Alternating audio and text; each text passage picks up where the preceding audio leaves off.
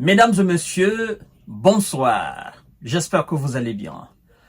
Vous savez qu'il y avait une mission militaire de l'Union européenne au Niger, je crois, depuis un certain nombre d'années. Mission militaire de l'Union européenne, qui est différente de l'armée française. Et l'on se pose bien la question de savoir en réalité quel était l'objectif de cette mission de l'Union, de cette mission militaire de l'Union européenne au Niger. Vous vous posez cette question.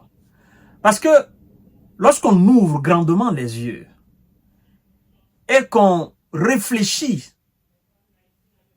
sur tout ce qui se passait au Niger sous Bazoum, l'on se dit, mais il y avait trop de missions militaires au Niger. Il y en avait trop. Nous avions au Niger l'armée française. Nous avions au Niger l'armée américaine.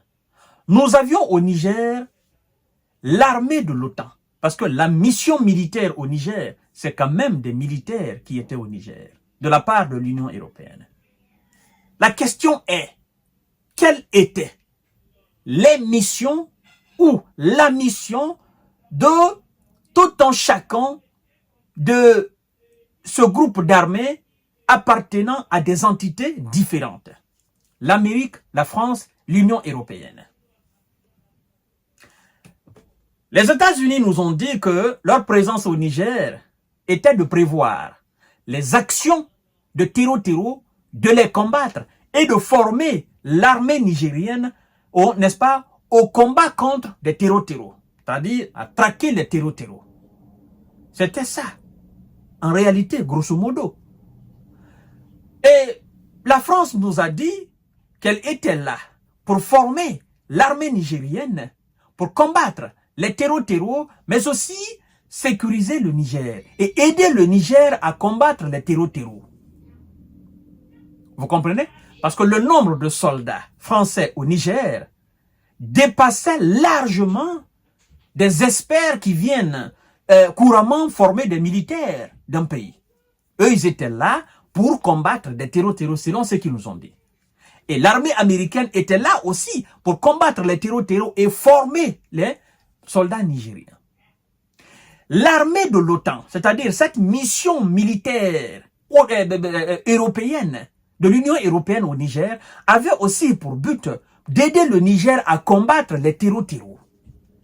Ça fait 3 entités énormes pour un seul pays. Mesdames et messieurs, partagez la vidéo dans tous les groupes possibles. Mesdames et messieurs, je voudrais qu'on soit sincère, qu'on soit honnête avec soi-même. C'est très important. Parce que nous sommes dans un travail d'éveil de conscience. Nous sommes dans un travail, on ne doit pas se mentir. On ne doit pas se manipuler. On ne doit pas se tromper. Après toutes ces années, le résultat de toutes ces missions, c'est quoi? Ou ça a été quoi au Niger? Les Tiro-Tiro continuent toujours d'opérer au Niger ou pas? Naturellement, évidemment, les Tiro-Tiro continuent toujours d'opérer au Niger. Et la présence de ces gens-là, elle a empêché les Tiro-Tiro de continuer d'opérer au Niger, ou bien les Tiro-Tiro ont continué leurs opérations pendant même leur présence. Je veux dire, pendant la présence de l'armée française, la présence de l'armée américaine, la présence de cette mission européenne qui va quitter le Niger d'ici le 30 juin. Pendant leur présence, les Tiro-Tiro continuaient d'attaquer le Niger ou pas? Mesdames et messieurs, bien évidemment, la réponse est oui. Et donc, lorsque le Niger, avec les nouvelles autorités, a dénoncé ces accords militaires avec ces différentes entités et a demandé leur départ, est-ce que le Niger avait raison ou pas? Est-ce que le Niger a vu juste ou pas? Et depuis le départ de ces entités militaires, dans ce pays de l'Afrique de l'Ouest. Depuis l'annonce de la présence, n'est-ce pas, des experts, des formateurs russes dans ce pays pour former les soldats nigérians, depuis la présence, la venue même, l'avènement de ces soldats russes, de ces instructeurs russes, il faut dire la vérité, que bien avant même l'arrivée de ces gens-là, naturellement, le Niger arrivait maintenant à contenir les actions des terreaux. Chères dames, chers messieurs, chères demoiselles, vous savez, l'avènement des militaires à la tête de nos différents États, ça a permis au peuple de comprendre dans quoi nous étions. Et tout cela est le fruit de ce qu'ils appellent des civils à la tête de l'État. Oui, tout cela est le fruit de ce qu'ils appellent des politiciens à la tête de l'État. Comment pouvez-vous imaginer qu'un président puisse s'arrêter devant le monde entier, déclarer ouvertement que les terreaux sont plus puissants, sont plus armés, sont plus efficaces que son armée nationale du pays? Bazoum l'a fait. Tout cela, c'était pour sous-estimer l'armée nigérienne. C'était pour dire ou pour démontrer ou pour justifier davantage la présence de ces entités militaires au Niger et la continuité de la présence de ces entités militaires au Niger. Parce qu'en rabaissant l'armée nigérienne, en rabaissant les soldats nigériens, alors Bazoum disait au peuple nigérien, ben, écoutez, nous n'avons pas le choix. Et il faut que nous acceptions, n'est-ce pas, la présence de ces forces étrangères dans notre pays, parce que ce sont eux qui ont les moyens, parce que ce sont eux qui sont efficaces, parce que ce sont eux qui combattent les terreaux. Mesdames et messieurs, avec le recul, Abdourahmane Tiani, avec le CNSP, ont eu raison de venir à la tête de cet État ou pas? C'est là la question. C'est le peuple nigérian qui tranche, c'est pas quelqu'un d'autre.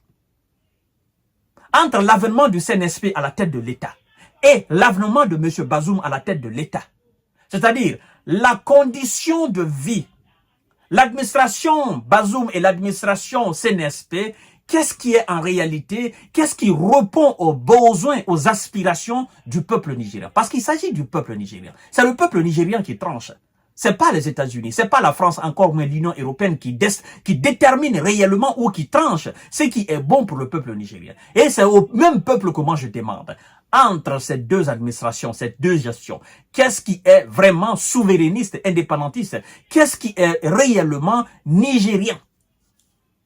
À mon humble avis, parce que je suis en contact avec des centaines de Nigériens, à mon humble avis, et selon ce que ces gens-là me disent, ils sont 1000 fois plus mieux, ils se sentent 1000 fois plus nigériens avec le CNSP qu'avec M. Bazoum.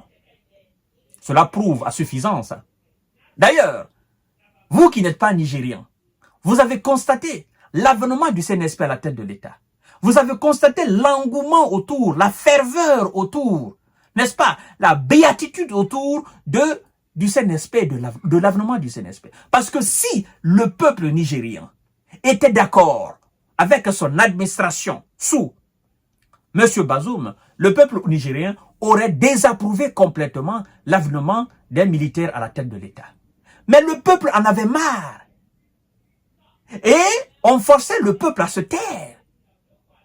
Mais puisqu'il y a eu un libérateur qui est venu donner cette liberté d'expression, qui est venu donner cette joie de vivre au peuple nigérien, le peuple nigérien a accueilli le CNSP à bras ouverts. Et aujourd'hui, le peuple nigérien continue d'embraser le CNSP avec, naturellement, patriotisme. Et donc, toutes les actions posées par le CNSP, le peuple nigérien approuve.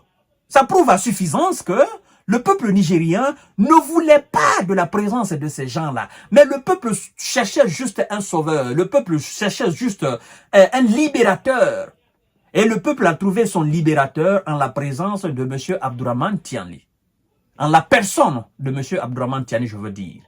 Et donc, que l'Union européenne annonce la fin de sa mission parce qu'elle a dit qu'elle va pas prolonger qu'elle va pas prolonger sa mission militaire au Niger. Alors qu'elle prolonge ou pas, qu'est-ce que le Niger s'en tape? Qu'est-ce que le Niger s'en moque? Et d'ailleurs, c'est le Niger qui a dénoncé. Le Niger demande le départ. Le Niger ne demande pas une prolongation.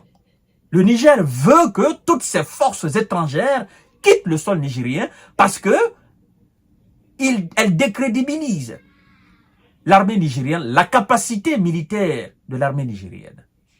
D'accord? Elles piétinent même l'indépendance de l'armée nigérienne. Et alors, chères dames, chers messieurs, chères demoiselles, le Niger se lave la main. Parce que le Niger a compris que, oui, le chemin est long, rocailleux, mais ce n'est pas impossible de traverser l'abîme. La main dans la main, le Niger va triompher. Le Niger va sortir, n'est-ce pas, de cette situation que certains appellent une situation rocambolesque, une situation gravissime, parce que c'est ce que l'Union européenne a dit, en disant, bon, vu la gravité de la situation politique du pays, nous ne pouvons pas. Il n'y a aucune gravité de la situation politique au Niger. La situation politique du Niger n'est pas grave. Elle est grave dans la tête de ceux qui veulent l'aggraver. Elle est grave dans la tête de ceux qui veulent l'aggraver. Mais ceux qui ne veulent pas l'aggraver, pour eux, la situation politique du Niger, elle est stable. Il n'y a pas de guerre, il n'y a rien. Le Niger continue son bonhomme de chemin. Le Niger continue de neutraliser les terroristes, les ennemis du Niger. Le Niger continue son bonhomme de chemin dans, n'est-ce pas, l'AES. Les Nigériens vivent, travaillent, mangent à leur faim.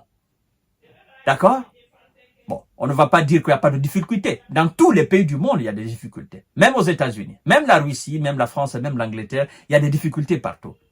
Mais de là à aller dire que vu la situation, n'est-ce pas, très grave, politique du pays, non, c'est quand même, n'est-ce pas, de la comédie. Bravo, M. Abdourahmane Tiani, bravo le peuple nigérian, parce que c'est vous qui avez fait preuve d'abnégation. C'est vous qui avez légitimé et légalisé M. Abdourahmane Tiani. Sans vous, M. Abdourahmane Tiani n'allait pas tenir. Sans vous d'ailleurs, il faut dire au monde entier que sans le peuple nigérien, ben, ces forces étrangères, ils allaient déloger M. Abdourahmane Tiani. Parce que si le peuple nigérien s'était opposé à l'avenant d'Abdourahmane Tiani et le CNSP ne seraient pas là aujourd'hui.